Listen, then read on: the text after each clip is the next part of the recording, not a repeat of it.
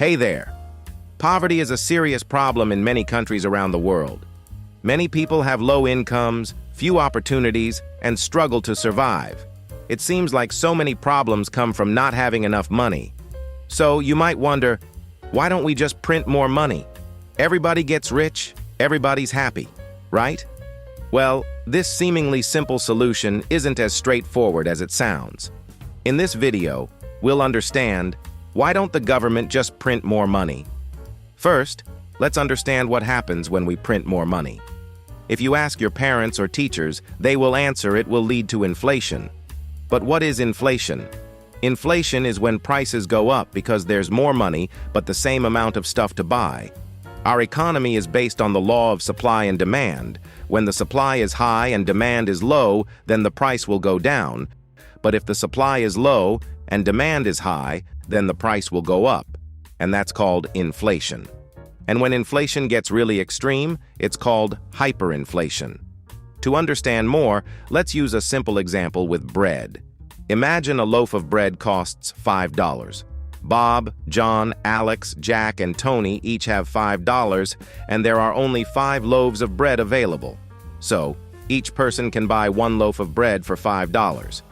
Now, let's say the government prints more money and gives an additional $5 to everyone. Now, Bob, John, Alex, Jack, and Tony each have $10. But there are still only 5 loaves of bread. With everyone each having $10, they want to buy 2 loaves of bread instead of 1. However, there are still only 5 loaves of bread, and the bakery can't produce more bread instantly. The bakery sees that people are competing to buy the bread and think, people can afford to pay more, so let's raise the price to make more profit. So they just raise the price from $5 to $10 per loaf of bread. And it's just normal human nature to get more profit. In the end, Bob, John, Alex, Jack, and Tony still only get 1 loaf of bread each, but now they pay $10 for it. Why? Because they have more money, but there are still only 5 loaves of bread. Because everyone has more money, they are willing to pay more for the same amount of bread. So, does printing more money make them richer? No, it doesn't. Because there's still only 5 loaves of bread. Unless the bakery can make 10 loaves of bread, the price will stabilize. And does this make the bakery richer? Also no. Yes, at first they get more profit, but remember that all people have more money and competing to buy bread from all bakeries. So all bakeries also have more money and want to buy more wheat to make more bread. But the problem is, wheat must be grown on fields, and as we know, fields are limited.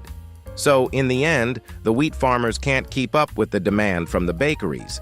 This will result in bakeries are competing to buy wheat and increasing the price of wheat. As the cost of wheat increases, bakeries have to raise the price of bread even more to maintain their profit margins.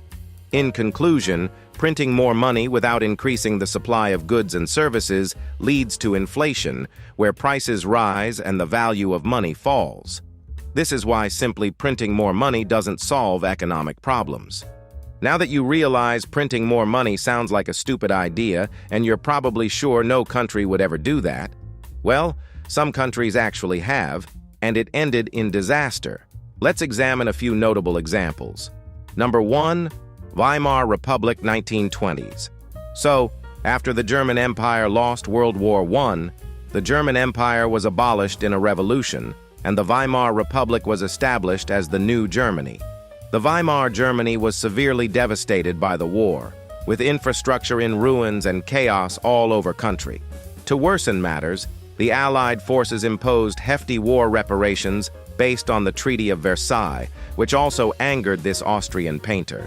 The economy was in ruins, unemployment was rampant, and the government had no money. In a desperate attempt to pay off reparations and cover debts, the government resorted to reckless money printing. This led to prices skyrocketing at an alarming rate. By November 1923, prices were doubling every few hours. People needed wheelbarrows full of cash just to buy basic necessities like bread. For instance, a loaf of bread that cost 250 marks in January 1923 skyrocketed to 200 billion marks by November 1923. This hyperinflation destroyed savings and destabilized the economy, contributing to social unrest and led to the rise of this Aryan dude who would reshape history. Number 2, Zimbabwe, 2007. Zimbabwe, previously known as Rhodesia, was an apartheid country similar to South Africa. In the 1980s, after the end of apartheid, Rhodesia was dissolved and Zimbabwe was established. The new president, Robert Mugabe, was a strong anti-colonialist and decided to evict white landowners, redistributing the land to black farmers. However, many of these new farmers lacked experience and training in agriculture, leading to a sharp drop in food production, rising unemployment, economic mismanagement, and international sanctions, which plunged the country into chaos. To tackle these challenges, the government started printing money to cover its expenses and try to fix the economy.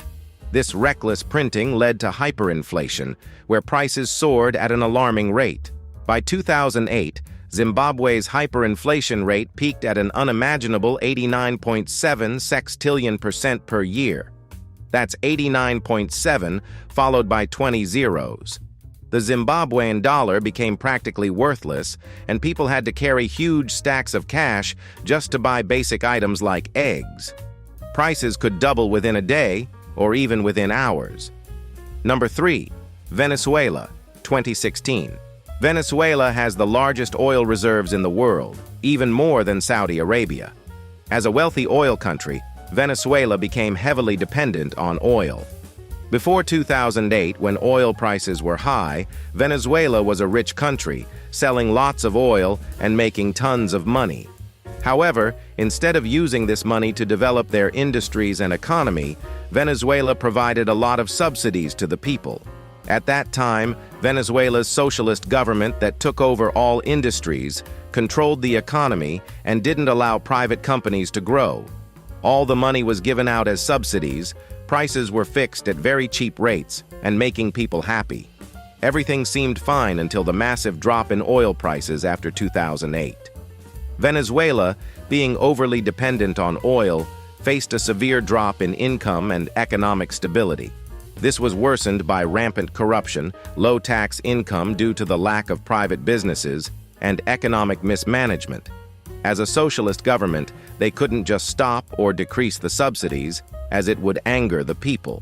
So they continued the subsidies by printing more money.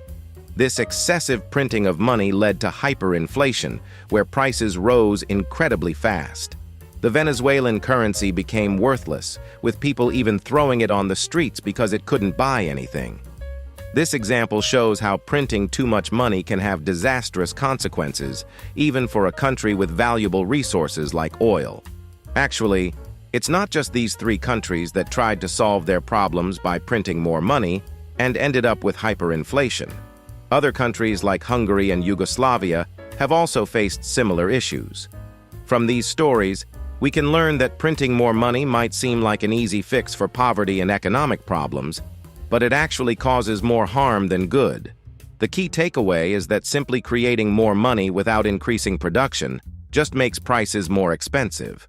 So why do people want money? Because they want to use it to buy things they need and want. But what's the point of having billions of dollars if there's only one loaf of bread, or worse, no bread at all?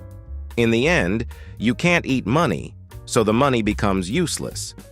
Then you might ask, why doesn't the government print money just to pay foreign debt, not for its people?